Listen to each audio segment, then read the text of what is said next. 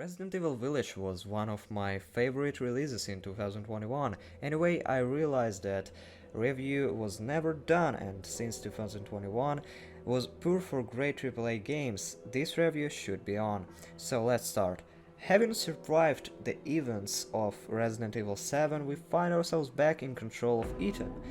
Only now he has a family and the rest of his life to look forward to. That all changes, however, when serious veteran Chris Redfield arrives, killing Mia and causing Ethan's whole world to turn upside down. With Ethan now devastated, heartbroken and furious over the actions of his former several, he sets out on a quest for revenge, determined to find out why Chris did this to him. Since entering the events of Resident Evil 7, Ethan is a lot more resilient and combat capable. While he shouldn't go into this sinking, Ethan 2 is now ready to punch boulders.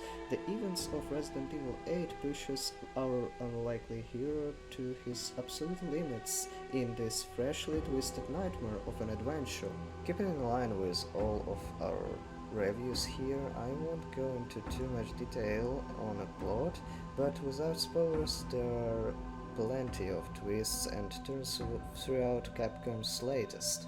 While you won't be seeing more of the mainline chapters here, this is once again primarily Ethan's adventure, and a journey in which he has not only the newly infected to deal with, but also his own personal demons too. Resident Evil 8 is an interesting game as it takes elements of Resident Evil 7 and combines those with the ideas of a remote Eastern European village from Resident Evil 4.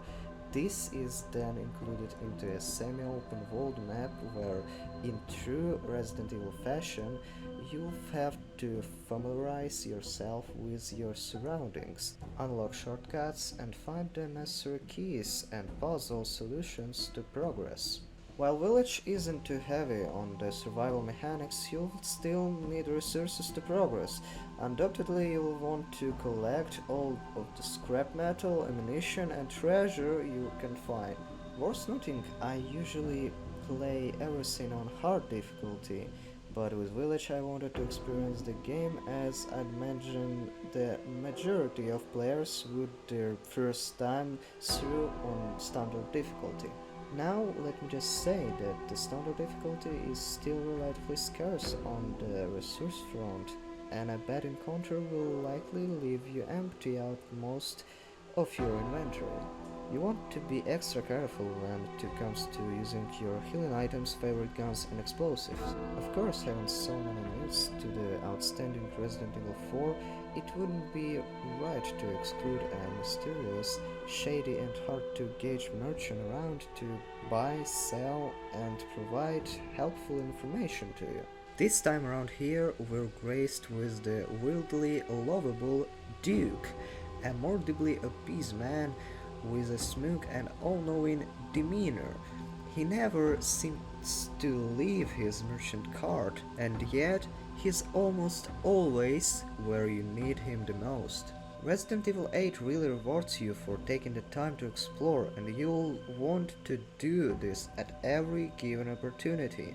Not just for the resources you'll find, but also because treasure and jewelry are your main sources of income. The inventory sorting system of Resident Evil 4 also makes a return, and all inventory space upgrades are done via the Duke. Needless to say, he is essential to your success and one of the main chapters you will be familiarizing yourself with. Does he have the charm of the merchant from Resident Evil 4? Sadly not, but Resident Evil 4's merchant isn't forgotten about, and one moment in particular made by the Duke definitely brought a smile to my face. One thing I should mention is that while Resident Evil 8 will 100% scare some of you out there, for me the series doesn't induce fear, but more suspense. That said, there is a fine blend of action and horror here. While Village takes a lot of inspiration from Resident Evil 4, this time around things are a lot more grounded, mature and serious in tone. There's almost no trace of the camp moments of Resident Evil 4, as fights are now crazy, over the top and full on cinematic spectacles. Adding to the tension, you'll often find yourself low on resources, even after conserving them. And when the next encounter does eventually come along and catch you off guard, because believe me it will, you'll better have a decent amount of ammo left for your favorite weapon. If not, you'll have to adapt to the situation, using whatever you have to hand. My personal favorites were the tactical shotgun and sniper rifle. Gameplay changes such as camera filters and the Resident Evil 7 tape recorder save points can be turned on or off from the main menu, though I didn't find a way to switch which weapon the weapon charms were attached to. During my 11-hour run through the campaign, I couldn't help but stop to take in the surrounding visuals. Whether admiring your surroundings, the seductively twisted vampire sister, the internet's favorite 9-feet Lady Dimitrescu, the monstrous chapter transformations, or even the weapon effects, Resident Evil 8 is an outstandingly beautiful game to look at. Given how polished everything feels, it's clear to me that a lot of love, sweat, tears and determination went into the development of the game. With so many standout and unique buildings, you'll also find navigation on the map an absolute breeze. This is especially evident when you start unlocking the many shortcuts within the game.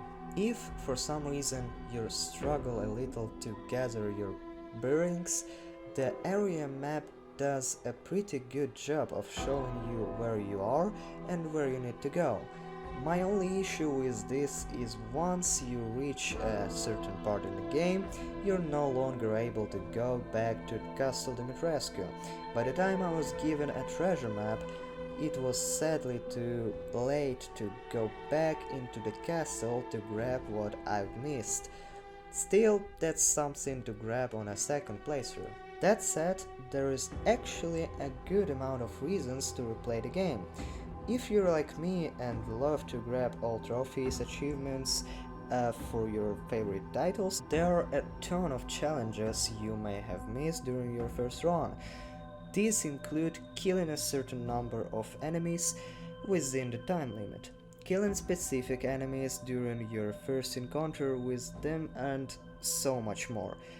All of these are accessible within the title menu. Without spoilers, when firing a very specific heavy machine gun, both the haptic feedback and adaptive triggers worked in tandem to recreate what I can only describe as the feeling you get from recoiling guns at the arcades. In the grand scheme of things, while this isn't a must-have feature, it definitely added to the experience and made an already impressively cinematic fight that much more enjoyable, aiding in delivering one of my most entertaining experiences yet. Overall, there is certainly a lot to love in Capcom's latest Resident Evil title, and while it's not perfect, it does a fantastic job at pulling you into the unknown with its mysterious plot, creepy gothic setting and haunting environments.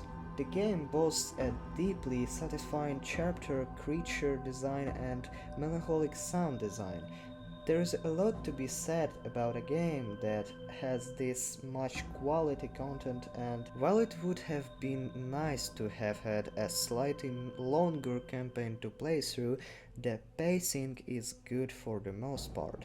Once you reach the inevitable end, Resident Evil 8 is just about the right length, bringing together the best parts this franchise has to offer into one cohesive, neat little package. I cannot wait to see what Capcom have in store for us next.